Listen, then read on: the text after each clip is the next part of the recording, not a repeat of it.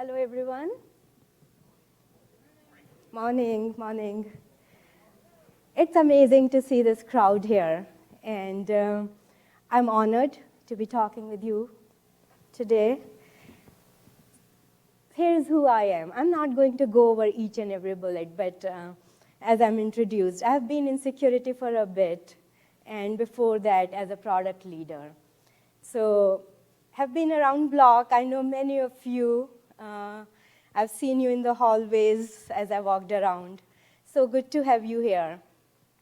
With a show of hands, how many people are joining today from outside of the Bay Area?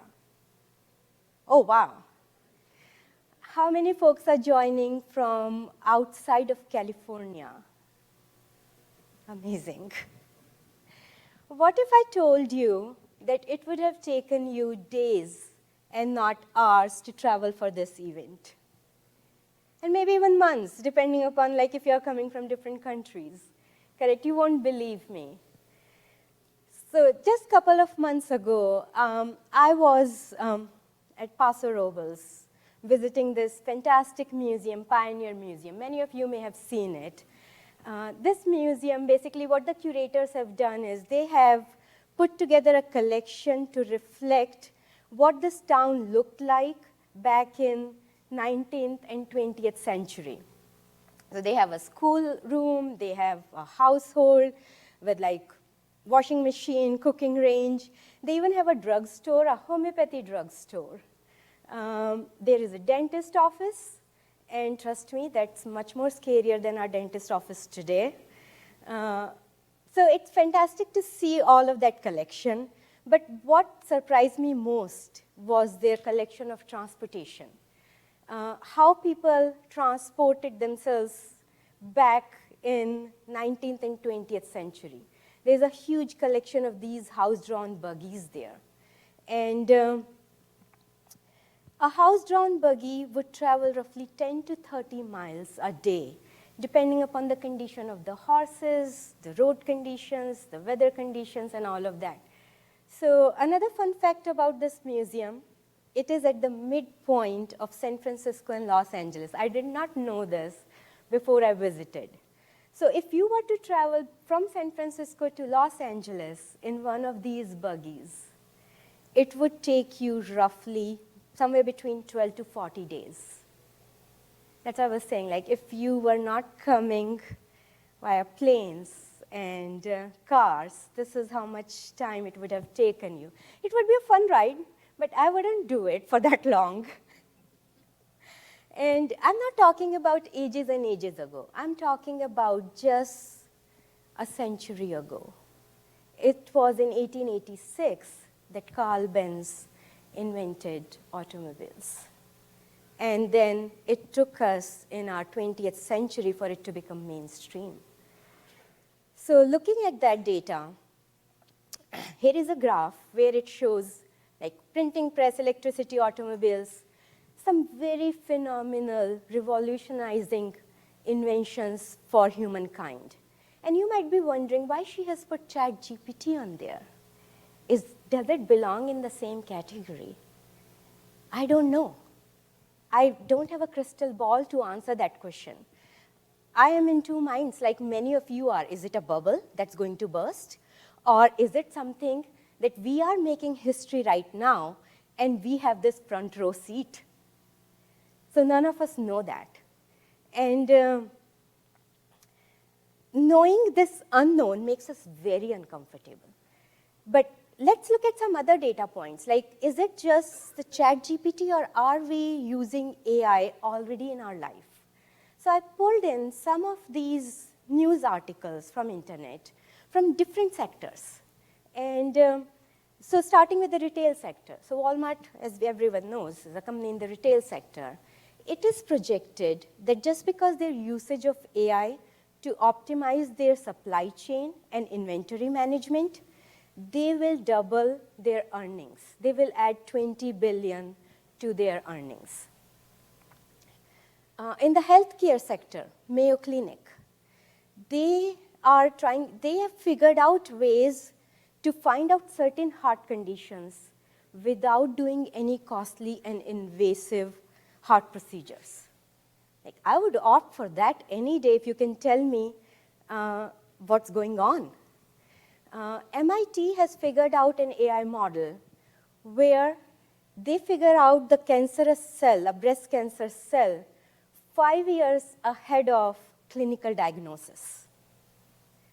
And the survival rate for 5 years ahead diagnosis is 90%. I mean, what difference would it make for humankind again? Pfizer was able to optimize their supply chain, one of the slowest step, by 67%.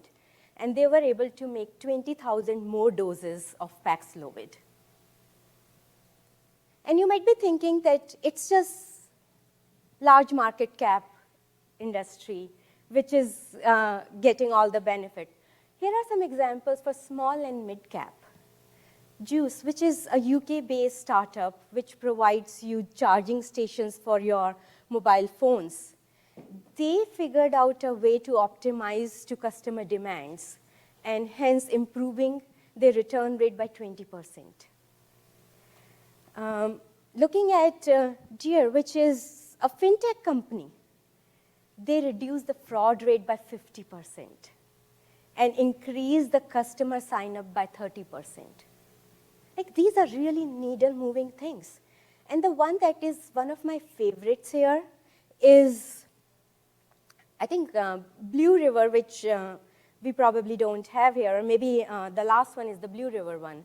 They are able to do a very pointed spray of herbicides, reducing the usage of herbicides by 90%. I mean, how good can that be for all of us? Because then we don't have to consume the produce which has been oversprayed. And Blue River Technology got acquired by John Deere for that reason, because they're like, this is such a good return for us. So these are some of the things which, as I go into this skeptical mind, I'm like, what is happening around me? How are people benefiting from some of this artificial intelligence work that's happening? But still, let's revisit this graph. There is something in this graph itself that invokes fear in us. If you pay attention to the years to mainstream adoption, printing press took 60 years. While electricity, automobile, internet, they all took like a couple of decades. And ChatGPT, 1 year. 100 million users signed up for ChatGPT in 1 year. And that makes us scared, isn't it? Because we're like, what's going on? Things are moving too fast. And how do we figure this thing out? And this quote is another one which really reflects our state of mind. We still don't know how to define even AI. AI is whatever doesn't work yet. And because when it works, we just call it software. So we are very much in conflict. And there is this fear of unknown. We seriously don't know what AI means for us in the long run. Will it take away all our jobs? Will it make us irrelevant? How will we earn our living? Because we all talk about efficiency, automation, and there are companies talking about, hey, can we reduce the number of people doing this task, and can we shift our workforce to be more AI-driven? That gives us a lot of fear. Is AI going to be a humanity destroyer? We have all seen these sci-fi movies where it's like, oh my God, machine versus man or something, and it took over. Machines made all the decisions, and now we don't know what to do. Explainability is a challenge with AI. We ask ChatGPT or Copilot or Gemini or whatever some question, and out comes a response. And we don't know whether to trust the response or not, because for many of us, at least the engineers in this room, we are like, explain how you arrived at it. And when we don't see that, our trust is not built in it. We are very confused about it. Hallucinations and biased output. That is another one. We need to be very like again, to build trust, we want to make sure every time it is responding with a very accurate response. And even if 1 out of 100, there is an incorrect response, we lose trust. We're like, nope, we can't trust this system with our critical workflows. What if AI is used by bad actors? That's our biggest worry. Like, what will be the speed and sophistication of our cybersecurity attacks as AI innovation is happening, and where will it take us?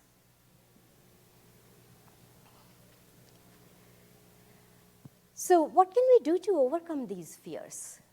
And are we unique in this situation? Again, going back and thinking about the automobile industry, when though automobiles got invented, I'm pretty sure they went through some of the very similar experiences. Like, there was these horse-drawn carriages which moved at a very different pace. Then came the automobile, which moved at lightning fast speed compared to horse-drawn carriages, like hours versus days and months to travel. And with horse-drawn carriages, it was pretty clear to everyone how they worked. Versus with automobiles, there is under-the-hood machinery. Like, if you ask me today how your car works, I'll be like, oh, there is some motor, there are some fluids flowing, but beyond that, I have no clue how it works, but I've learned to trust it, that it will take me from point A to point B. So we have to build this very similar kind of trust there in our AI systems, because without that trust, we will not be able to do what is expected of us in case this is not a bubble. If it's a bubble, yeah, sure. It will burst one day and we all can go home and work on something different.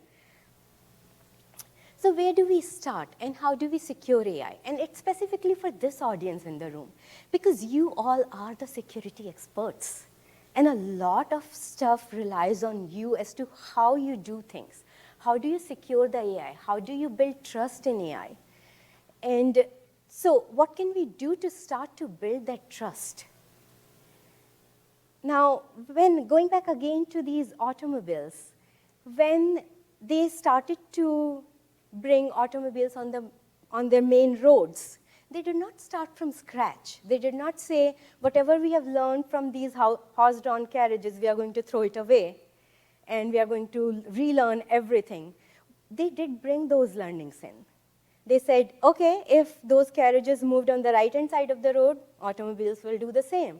If they provided signals on when they were taking turns, automobiles have to do the same. Maybe there will be these signal lights in there, but they will have to do the same. So we have to do the exact same thing. We have to, first of all, beef up our cyber hygiene. Because without our fundamental hygiene, whether it is AI systems or non-AI systems, we really cannot secure them.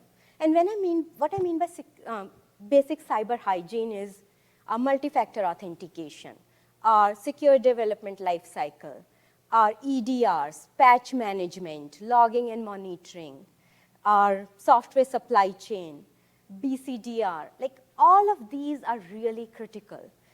And we as industry are still maturing on these things, which is unfortunate, but true. And it's not easy either, by the way. It's not like we can just flick a switch and all of these things will be taken care of. It doesn't happen that way.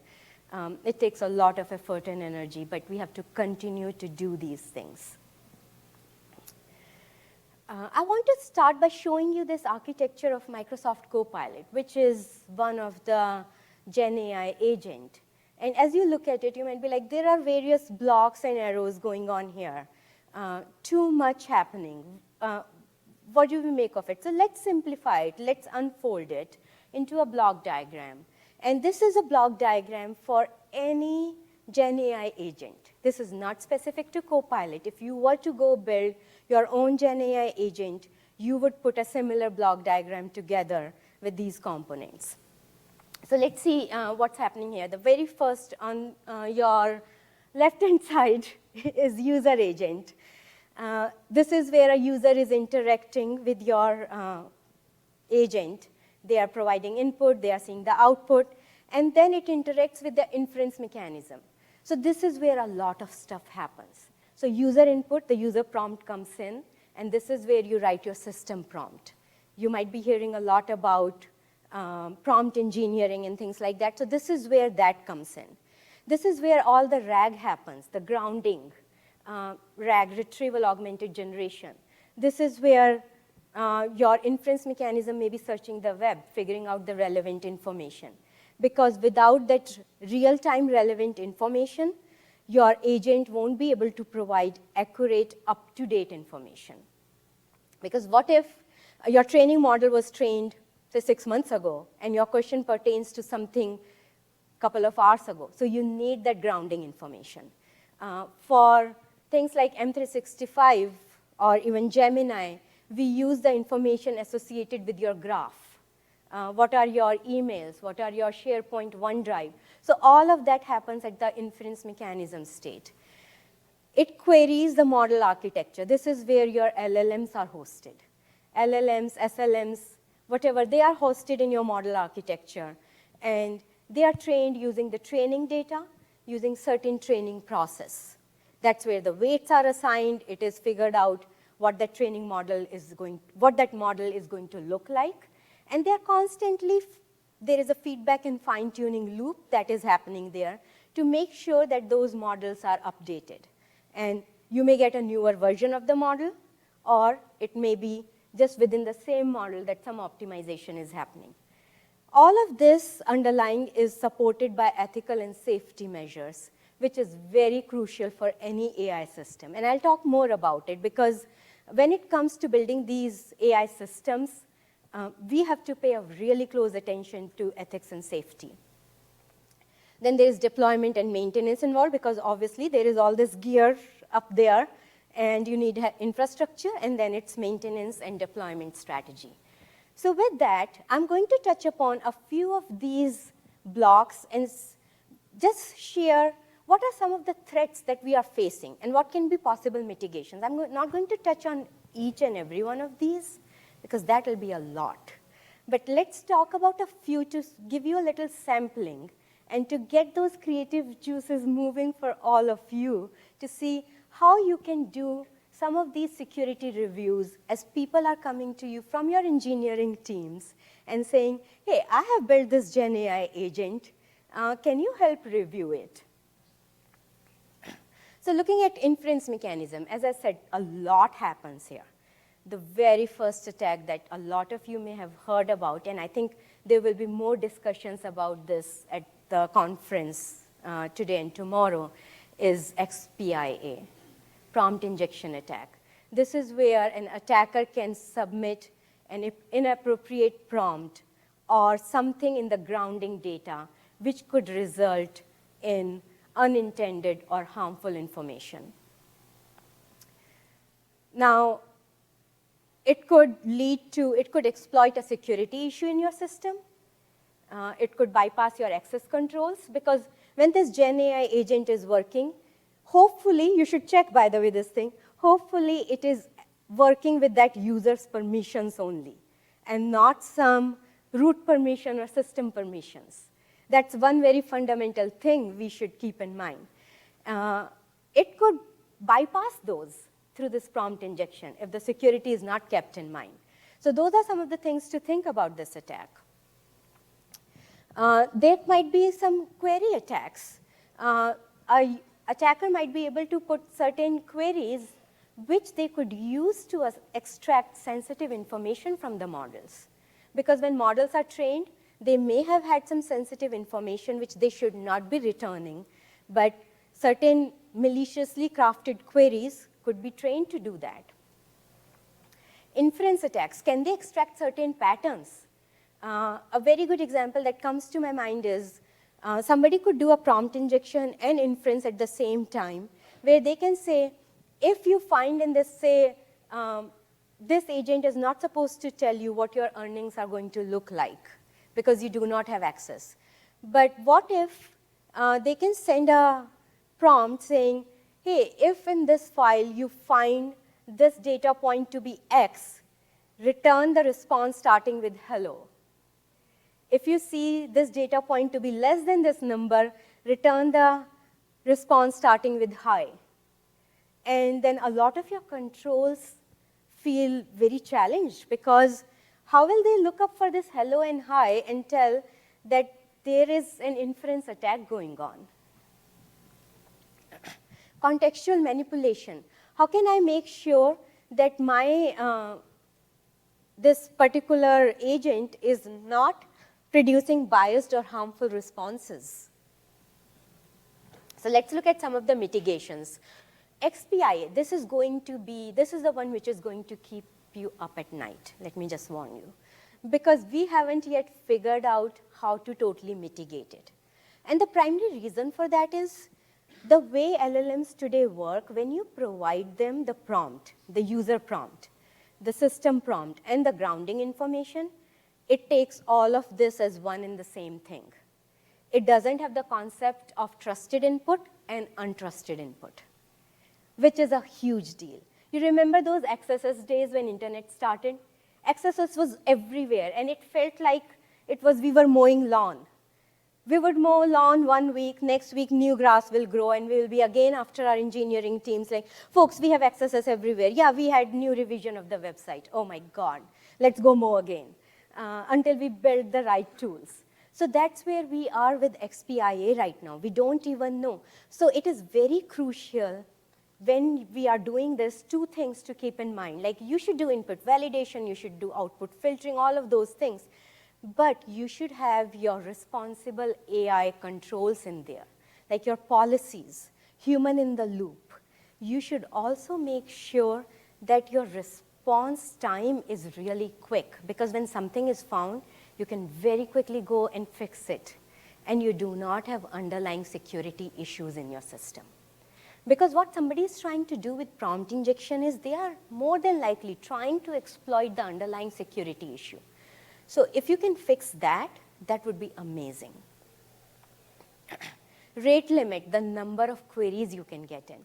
Because all the machinery that I showed you, if somebody can continue to send these requests and DDoS your system, that will be terrible, because it will have impacts on all your other workflows too. So make sure you are rate limiting your number of queries there. And do the context verification. This is where your RBAC controls for the user are really, really important. Operate your agent always with the user context and not system or root context. It should have access to only the data that user would have access to, nothing else. Another one, feedback and fine-tuning. So here, you can do a feedback manipulation. We all have seen, you can provide feedback when you get output from various agents. And what if you intentionally try to give it the wrong feedback? And now you are trying to train it in the wrong direction. You are specifically trying to give it adversarial input when you are providing that feedback, so that it stores it, and then it can go and implement some of it. Model collusion. Can an attacker use the response from your model and a response from another model and combine it for some attack? So make sure your feedback is validated before you are using it for fine-tuning. There is some human in the loop who is validating that feedback. And look for anomalous patterns. Like, if all the time your feedback was positive, but all of a sudden you're starting to see some negative feedback and it's coming from very specific IP addresses, then look at the rating of those IP addresses. So have your anomaly detection systems working there. Have controlled updates. Carefully manage the updates to your models. Like, don't just let it flow through. Have some, again, as I said, human in the loop, some controls there. Isolate between different models. Let's look at ethical and safety measures. As I said, this is going to make or break the deal for AI, because we have to create safety for our community. That's the very first thing. And can an attacker bypass any of your policies that you have? That's the first thing you need to look at. First of all, you should have policies. If you do not have responsible AI policies for your agents. Go build those policies, implement those, have the right controls, and then look for how can those policies be bypassed, because you do not want those policies to be bypassed. Are there any biases in your models? And can your model be trained to a certain bias? Like if, say, I'll give you a very simple example. A recruiting team has built an agent which helps hiring managers sift through various resumes. Like they get flood of resumes and they have built this agent. Now what if your Gen AI agent is learning through that feedback loop and training itself, and it has trained and learned somehow that any names with certain racial ethnicity should not be served to the hiring manager. They should never be bubbled up. Like how terrible would that be? So you have to look for such biases when you are building these agents. You have to automate the content generation misuse. You cannot just generate the content, and there could be like fake news, the deep fakes, and we saw one video that was not, thankfully, a fake. It was approved, but people will use it for phishing, for all sorts of things. So yeah, do continuous monitoring, have again human in the loop, be transparent about your policies, build to your policies, and do the content moderation. So all of these things are going to make a difference in how trusted this Gen AI agent is going to be. And as I briefly touched upon the responsible AI piece, this is a new thing. When automobiles came about, there were new regulations that were built. We are going through a very similar phase. Different regulatory agencies, not just in US, but across the globe, they are coming up with new regulations. And as they are building new regulations, we have to have systems in place to comply with those new regulations. Because these new regulations, and I'm not saying that from the get-go they all are going to be perfect. Regulations will take time to mature as well. Let's give them little headroom. But as they are being built, let's partner with them, let's collaborate, and let's make sure that our systems are built in a way that we can comply with these new regulations. And responsible AI is going to be, again, very crucial. Again, one more example I want to give about responsible AI is, I don't know how many of you are familiar with redlining, practice of redlining.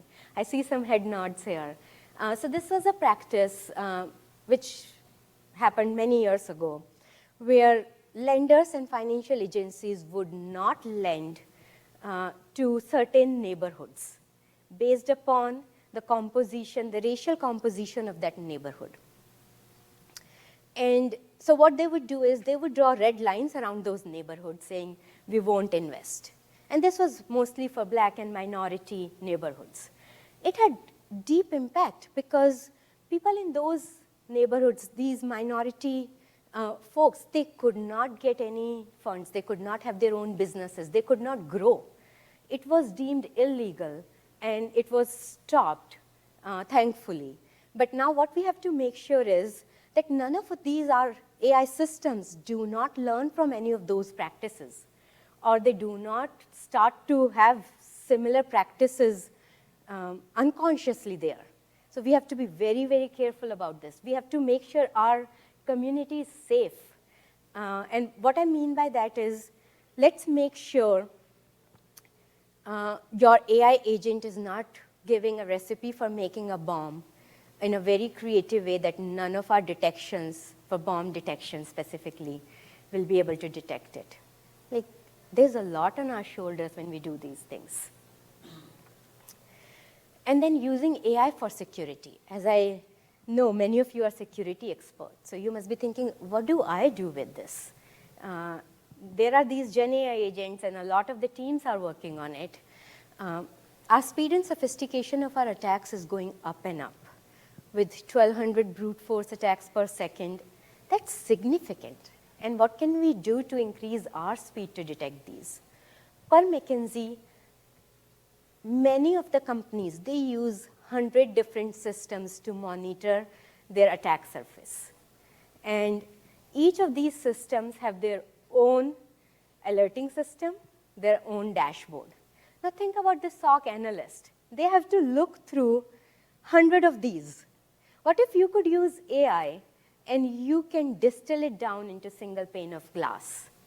And some of the places where we at Microsoft are using AI is when an alert comes in, more than likely our security analyst has to go and query somewhere close to 10 to 20 different data sets out of 500. So they have to figure out which ones, and then they have to query those.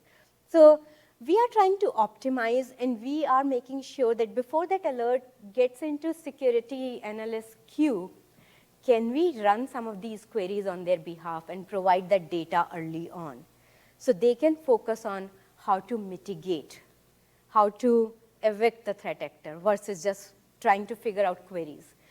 Another place where you can optimize is our security analysts, they do not have access to all these 500 data sources all the time, because that wouldn't be right. If their account gets compromised, the threat actor would have access to everything. So we believe in just-in-time and just-enough access, JIT and GIA.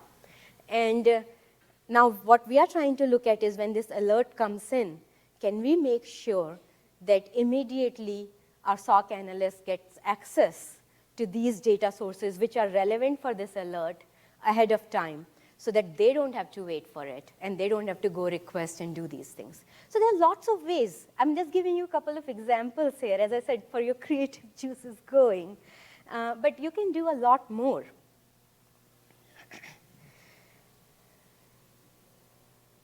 So what does future hold for us here?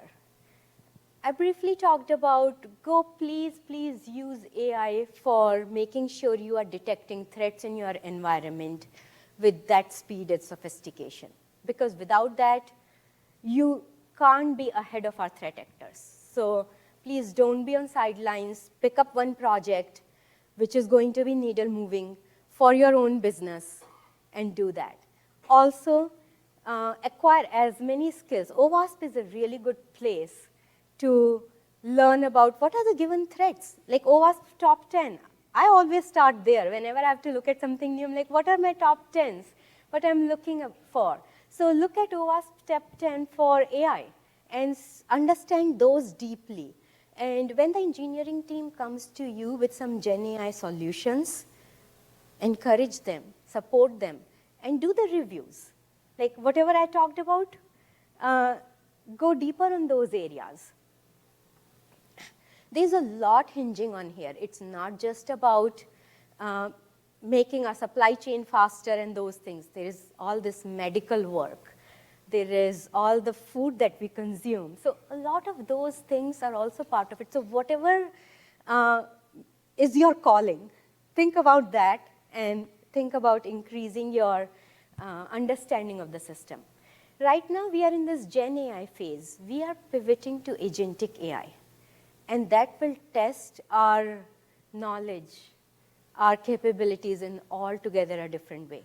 Because when we will move to agentic AI, now we will be trusting these agents to take action on our behalf.